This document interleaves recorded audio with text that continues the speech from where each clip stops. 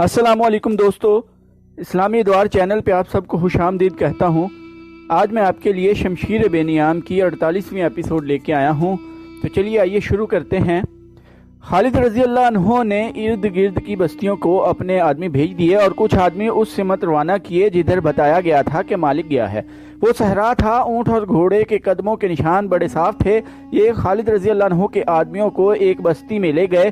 یہ بنو تمیم کی ایک بستی تھی۔ اے بنو تمیم، خالد رضی اللہ عنہ کے آدمیوں میں سے ایک نے بلند آواز سے کہا، مالک بن نویرہ کو اور بطح کا کوئی اور آدمی جو یہاں چھپا ہوا ہو اسے ہمارے حوالے کر دیں۔ اگر وہ ہماری تلاشی پر ملے تو اس بستی کو آگ لگا دی جائے گی۔ ذرا ہی دیر بعد مالک بن نویرہ لیلا کے ساتھ باہر آیا اور اپنے آپ کو خالد رضی اللہ عنہ کے آدمیوں کے حوالے کر دیا۔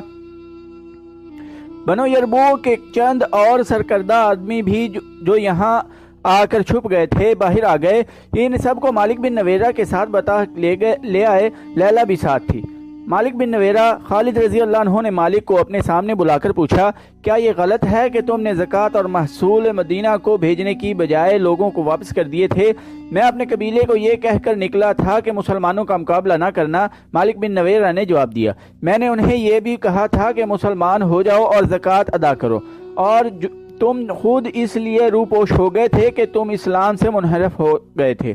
خالد رضی اللہ عنہ نے کہا، اور تم منحرف ہی رہنا چاہتے ہو؟ تم نے اپنے شعروں میں لوگوں سے کہا تھا کہ وہ زکوٰۃ اور محصول ادا نہ کریں، اور تم نے انہیں کہا تھا کہ اسلامی حکومت کے احکام کی تم خلاف ورزی کرو گے، جو تم نے کی۔ ہاں ولید کے بیٹے، مالک نے کہا، میں نے خلاف ورزی کی، لیکن میں اپنے قبیلے سے کہہ رہا ہوں کہ اب وہ خلاف ورزی نہ کریں۔ اور تم نے سجاح کی جھوٹی نبوت کو تسلیم کیا۔ خالد رضی اللہ عنہ نے کہا، اور اس کے ساتھ مل کر لوگوں کو قتل کیا اور انہیں لوٹا، اور تم نے ان لوگوں کا قتل عام کیا جنہوں نے اسلام قبول کر لیا تھا۔ مالک نے سر ہلا کر اس جرم کا اقرار کیا۔ کیا تو مجھے بتا سکتا ہے کہ میں تمہیں قتل کیوں نہ کروں؟ خالد رضی اللہ عنہ نے کہا، میں جانتا ہوں کہ تمہارے خلیفہ نے تمہیں میرے قتل کا حکم نہیں دیا۔ مالک بن نویرہ نے کہا، خدا کی قسم، خالد رضی اللہ عنہ نے کہا، میں تجھے زندہ رہنے کا حق نہیں دے سکتا۔ خالد رضی اللہ عنہ نے وہ اجڑی ہوئی بستیاں دیکھی تھیں جو مالک بن نویرہ اور سجاح نے اجاڑی تھیں۔ خالد رضی اللہ عنہ نے مالک بن نویرہ کی بستی بطح پر بلا وجہ چڑھائی نہیں کی تھی۔ انہیں تمام رپورٹیں ملتی رہی تھیں کہ اس شخص نے اس علاقے میں مسلمانوں کو کس طرح تباہ و برباد کیا تھا۔ لے جاؤ اسے اور اس کے ساتھیوں کو جو اس کے ساتھ روپوش تھے، اور انہیں قتل کر دو۔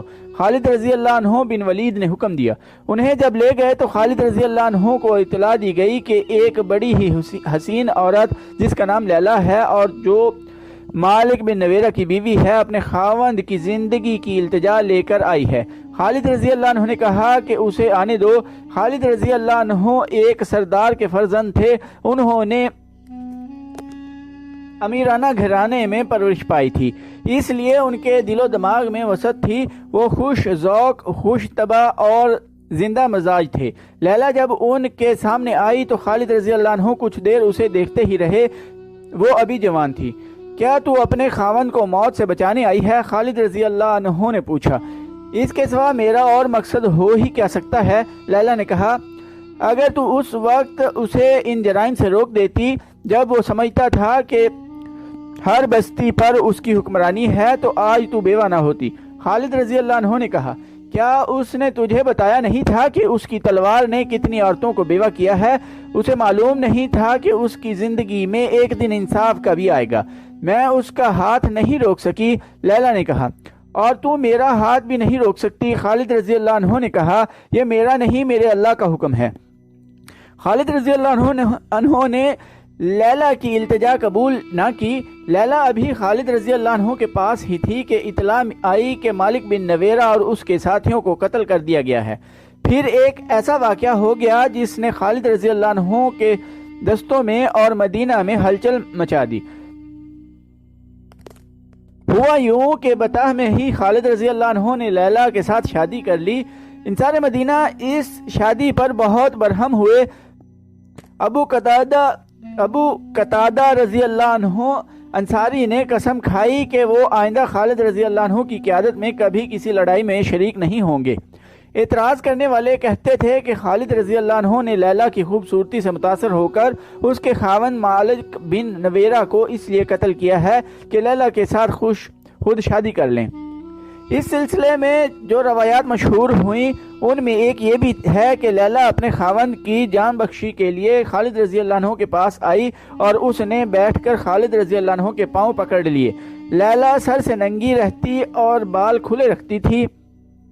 خالد رضی اللہ عنہ کے پاؤں پر وہ جھکی تو اس کے بال اس کے کندھوں پر بکھر گئے۔ خالد رضی اللہ عنہ کو یہ بال اتنے اچھے لگے کہ انہوں نے کہا اب تو میں تیرے خاوند کو ضرور قتل کروں گا۔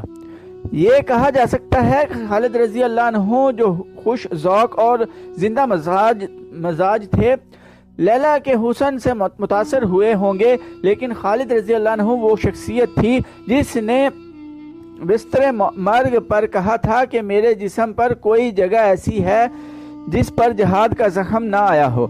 ان کا کردار اتنا کمزور نہیں ہو سکتا تھا کہ وہ ایک عورت کی خاطر اپنے رتبے کا ناجائز فائدہ اٹھاتے۔ خالد رضی اللہ عنہ کے حق میں بات کرنے والوں نے کہا ہے کہ خالد رضی اللہ عنہ نے مالک بن نویرہ اور اس کے ساتھیوں کو قید میں ڈال دیا تھا اور انہیں مدینہ بھیجنا تھا۔ رات بہت سرد تھی۔ خالد رضی اللہ عنہ کو خیال آیا کہ قیدی سردی سے ٹھٹھر رہے ہوں گے۔ انہوں نے حکم دیا قیدیوں کو گرمی پہنچاؤ۔ کنانہ کی زبان میں مدافعت کا لفظ قتل کے معنیوں میں استعمال ہوتا ہے۔ بدقسمتی سے یہ قیدی جن آدمیوں کے پہرے میں تھے وہ کنانہ کے رہنے والے تھے۔ انہیں یہ بھی معلوم تھا کہ مالک بن نویرہ اور اس کے ساتھیوں کے جرائم کتنے سنگین ہیں، چنانچہ انہوں نے گرمی پہنچاؤ کو قتل کے معنوں میں لیا اور مالک اور اس کے ساتھیوں کو قتل کر دیا۔ خالد رضی اللہ عنہ کو پتہ چلا تو انہوں نے کہا اللہ جو کام کرنا چاہتا ہے وہ ہو کے رہتا ہے۔ ان دو کے علاوہ اور بھی روایات مختلف تاریخوں میں آئی ہیں جو ایک دوسری کی تردید کرتی ہیں۔ ان میں بعض خالد رضی اللہ عنہ کے حق میں جاتی ہیں، بعض خلاف۔ مخالفانہ روایات کے مصنفوں کی مذہبی فرقوں کو دیکھو تو صاف پتہ چلتا ہے کہ ان کے ایک ہر لفظ میں تعصب بھرا ہوا ہے اور وہ خالد رضی اللہ عنہ بن ولید کو رسوا کر رہے ہیں۔ تاریخ میں متضاد کہانیاں ملتی ہیں لیکن کسی بھی مورخ نے یہ نہیں لکھا کہ اس شادی پر لیلا کا رد عمل کیا تھا۔ کیا لیلا نے خالد رضی اللہ عنہ کو مجبور ہو کر قبول کیا تھا یا وہ خوش تھیں کہ ایک عظیم سپہ سالار کی بیوی بن گئی ہے جس کی فتوحات کے چرچے سرزمین عرب کے گوشے گوشے تک پہنچ گئے ہیں؟ اس وقت کے جنگی رواج کے مطابق لیلا مال غنیمت تھی۔ خالد رضی اللہ عنہ اسے لونڈی بنا کر اپنے پاس رکھ سکتے تھے۔ تاریخ میں ایک اشارہ ایسا ملتا ہے جو خالد رضی اللہ عنہ کے حق میں جاتا ہے۔ وہ یوں ہے کہ خالد رضی اللہ عنہ نے اسے کسی کی یا اپنی لونڈی بننے سے بچا لیا تھا۔ وہ اتنی حسین تھی کہ شہزادی لگتی تھی۔ خالد رضی اللہ عنہ جانتے تھے کہ لونڈیوں کی زندگی کیا ہوتی ہے۔ خالد رضی اللہ عنہ نے یہ بھی دیکھ لیا تھا کہ لیلا جتنی خوبصورت ہے اتنی ہی ذہین اور دانا ہے۔ انہوں نے اس عورت کی صلاحیتوں کو تباہی سے بچا لیا تھا۔ یہ خبر مدینہ بھی پہنچ گئی کہ خالد رضی اللہ عنہ نے مالک بن نویرہ کو قتل کر کے اس کی بیوی کے ساتھ شادی کر لی ہے۔ خبر پہنچی بھی سیدھی خلیفۃ المسلمین ابو بکر رضی اللہ عنہ کے پاس، اور خبر پہنچانے والے ابو قتادہ انصاری تھے جو اس شادی پر ناراض ہو کر مدینہ چلے گئے تھے۔ ابو بکر رضی اللہ عنہ نے اس خبر کو زیادہ اہمیت نہ دی۔ انہوں نے کہا کہ خالد رضی اللہ عنہ کو رسول کریم صلی اللہ علیہ وآلہ وسلم نے سیف اللہ کا خطاب دیا تھا، ان کے خلاف وہ کوئی کارروائی نہیں کریں گے۔ خالد رضی اللہ عنہ نے کسی زندہ آدمی کی بیوی کو ورگلا کر اپنی بیوی نہیں بنایا۔ ابو قتادہ انصاری خلیفہ ابو بکر رضی اللہ عنہ کے جواب سے مطمئن نہ ہوئے۔ وہ عمر رضی اللہ عنہ کے پاس چلے گئے اور انہیں ایسے انداز سے لیلا کی خالد رضی اللہ عنہ کے ساتھ شادی کی خبر سنائی جیسے خالد رضی اللہ عنہ عیاش انسان ہو اور ان کی عیش پرستی ان کے فرائض پر اثر انداز ہو رہی ہو۔ عمر رضی اللہ عنہ غصے میں آ گئے اور ابو قتادہ کو ساتھ لے کر ابو بکر رضی اللہ عنہ کے پاس گئے۔ خلیفۃ المسلمین عمر رضی اللہ عنہ نے ابو بکر رضی اللہ عنہ سے کہا خالد رضی اللہ عنہ کا جرم معمولی نہیں، وہ کیسے ثابت کر سکتا ہے کہ بنو یربوع کے سردار مالک بن نویرہ کا قتل جائز تھا؟ مگر تم چاہتے کیا ہو عمر رضی اللہ عنہ؟ ابو بکر رضی اللہ عنہ نے پوچھا۔ خالد رضی اللہ عنہ کی معزولی۔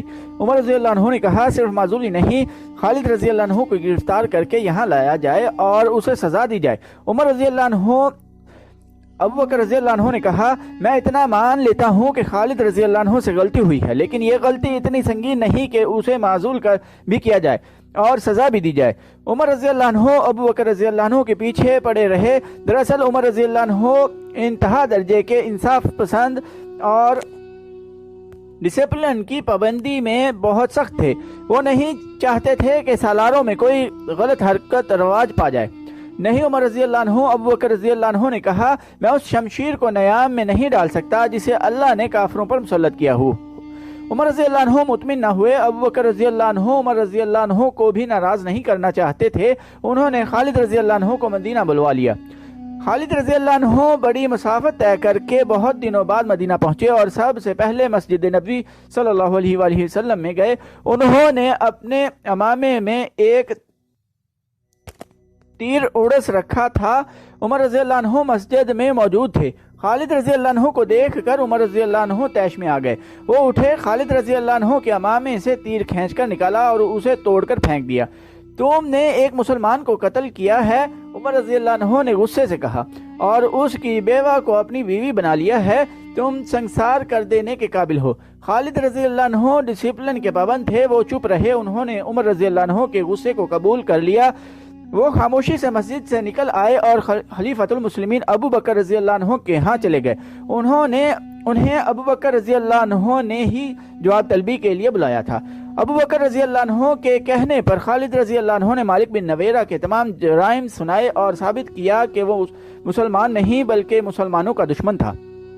ابو بکر رضی اللہ عنہ خالد رضی اللہ عنہ سے بہت خفا ہوئے اور انہیں تنبیہ کی کہ آئندہ وہ ایسی کوئی حرکت نہ کریں، دوسرے سالاروں میں غلط رواج کا باعث بنے۔ ابو بکر رضی اللہ عنہ نے فیصلہ سنایا کہ مفتوحہ قبیلے کی کسی عورت کے ساتھ شادی کر لینا اور عدت کا عرصہ پورا نہ کرنا عربوں کے رواج کے عین مطابق ہے۔ اس عورت کو آخر لونڈی بننا تھا۔ یہ اس کے آقا کی مرضی ہے کہ اسے لونڈی بنائے رکھے یا اسے نکاح میں لے لے۔ ابو بکر رضی اللہ عنہ نے اپنے فیصلے میں کہا کہ اس وقت مسلمان ہر طرف سے خطروں میں گھرے ہوئے ہیں، قبیلے باغی ہوتے جا رہے ہیں، اپنے پاس نفری بہت تھوڑی ہے۔ ان حالات میں اگر کوئی سالار دشمن کے کسی سردار کو غلطی سے قتل کرا دیتا ہے تو یہ سنگین جرم نہیں۔ عمر رضی اللہ عنہ کو خلیفۃ المسلمین ابو بکر رضی اللہ عنہ نے یہ کہہ کر ٹھنڈا کیا کہ اسلام کا ایک بڑا دشمن مسلمہ بن حنیفہ، جس نے نبوت کا دعویٰ کر رکھا ہے، جنگی طاقت بن گیا ہے۔ اس کے پاس کم و بیش 40,000 نفری کا لشکر ہے اور اکرمہ رضی اللہ عنہ بن ابو جہل اس سے شکست کھا چکے ہیں۔ اب سب کی نظریں خالد رضی اللہ عنہ کی طرف اٹھ رہی ہیں۔ اگر مسلمہ کو شکست نہ دی گئی تو اسلام مدینہ میں ہی رہ جائے گا۔ اس کامیابی کے لیے صرف خالد رضی اللہ عنہ موزوں ہیں۔ عمر رضی اللہ عنہ خاموش رہے، انہیں بھی ان خطروں کا احساس تھا۔ ابو بکر رضی اللہ عنہ نے خالد رضی اللہ عنہ کو حکم دیا کہ فوراً بطح جائیں اور وہاں سے یمامہ پر چڑھائی کر کے اس فتنے کو ختم کریں۔ خالد رضی اللہ عنہ ایک بڑی ہی خطرناک جنگ لڑنے کے لیے روانہ ہو گئے۔ دسمبر 632 عیسوی کے تیسرے ہفتے میں خالد رضی اللہ عنہ بن ولید نے 13,000 مجاہدین سے مرتدین کے 40,000 سے زیادہ لشکر کے خلاف یمامہ کے مقام پر وہ جنگ لڑی جسے اسلام کی پہلی خون ریز جنگ کہا جاتا ہے۔ اس جنگ کا آخری مارکہ ایک وسیع باغ حدیقۃ الرحمن میں لڑا گیا تھا۔ وہاں دونوں طرف اس قدر جانی نقصان ہوا تھا کہ حدیقۃ الرحمن کو لوگ حدیقۃ الموت کہنے لگے۔ آج تک اسے حدیقۃ الموت کہا جاتا ہے۔ اس وقت خالد رضی اللہ عنہ مدینہ میں تھے۔ انہیں خلیفۃ المسلمین ابو بکر رضی اللہ عنہ نے عمر رضی اللہ عنہ کی اس شکایت پر جواب طلبی کے لیے مدینہ بلایا تھا کہ انہوں نے مالک بن نویرہ کو قتل کروا کے اس کی بیوی لیلہ کے ساتھ شادی کر لی تھی۔ ابو بکر رضی اللہ عنہ نے ان حالات کو دیکھتے ہوئے جن میں اسلام گھر گیا تھا، خالد رضی اللہ عنہ کے حق میں فیصلہ دیا اور خالد رضی اللہ عنہ کو واپس بطح جانے اور یمامہ کے مسلمہ کذاب کے فتنے کو ختم کرنے کا حکم دیا تھا۔ مسلمہ کذاب کے متعلق بتایا جا چکا ہے کہ اس نے نبوت کا دعویٰ کر رکھا تھا۔ اس کے پیروکاروں کی تعداد اتنی زیادہ ہو گئی تھی کہ اس کا لشکر مسلمانوں کے لیے خطرہ بن گیا تھا۔ اس وقت تک مسلمان ایک طاقت بن چکے تھے، لیکن مسلمہ کی طاقت بڑھتی جا رہی تھی۔ یہ مدینہ کے لیے بھی خطرہ تھا اور اسلام کے لیے بھی۔ مدینہ سلطنت اسلامیہ کا مرکز تھا۔ خالد رضی اللہ عنہ کا لشکر بطح میں تھا، وہیں انہوں نے مالک بن نویرہ کو سزائے موت دی اور اس کی انتہائی حسین بیوی لیلہ کے ساتھ شادی کی تھی۔ لیلہ وہیں تھی۔ خالد رضی اللہ عنہ بطح کو روانہ ہو گئے۔ انہیں معلوم تھا کہ ان کے پرانے ساتھی سالار اکرمہ رضی اللہ عنہ اسی علاقے میں اپنے لشکر کے ساتھ موجود ہیں اور مسلمہ کے خلاف مدد کو پہنچیں گے۔ اکرمہ رضی اللہ عنہ بن ابو جہل ان 11 سالاروں میں سے تھے جنہیں خلیفۃ المسلمین نے مختلف علاقوں میں مرتد اور باغی قبائل کی سرکوبی کے لیے بھیجا تھا۔ دوسرے قبیلے اتنے طاقتور نہیں تھے جتنا مسلمہ کا قبیلہ بنو حنیفہ تھا، اس لیے اس علاقے میں اکرمہ رضی اللہ عنہ کو بھیجا گیا تھا۔ ان کے پیچھے ایک اور سالار شرجیل بن حسنہ کو بھیج دیا گیا۔ خلیفہ ابو بکر رضی اللہ عنہ نے سالار شرجیل کو یہ حکم دیا تھا کہ وہ اکرمہ رضی اللہ عنہ کو مدد دیں گے۔ اکرمہ رضی اللہ عنہ یمامہ کی طرف جا رہے تھے۔ یہ 2.5 مہینے پہلے کی بات ہے۔ اس وقت خالد رضی اللہ عنہ طلحہ سے نبرد آزما تھے۔ انہوں نے طلحہ کو بہت بری شکست دی تھی۔ یہ خبر اکرمہ رضی اللہ عنہ تک پہنچی تو وہ جوش میں آ گئے۔ انہوں نے ابھی کسی قبیلے کے خلاف جنگی کارروائی نہیں کی تھی۔